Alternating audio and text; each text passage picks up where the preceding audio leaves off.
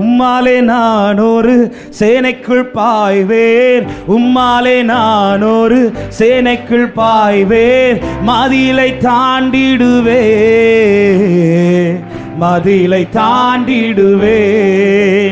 அப்பா ஸ்தோத்திரம், ஏசப்பா ஸ்தோத்திரம், அப்பா ஸ்தோத்திரம், ஏசப்பா.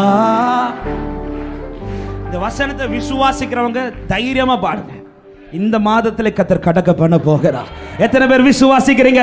நல்ல கரங்களை தட்டி ஹalleluya, நல்ல கைகளை தட்டி சொல்ல போறோம். உம்மாலே நான் ஒரு சேனைக்குள் பாய்வேன். முடிந்தால் நல்ல முழு பலத்தோடு ஹalleluya.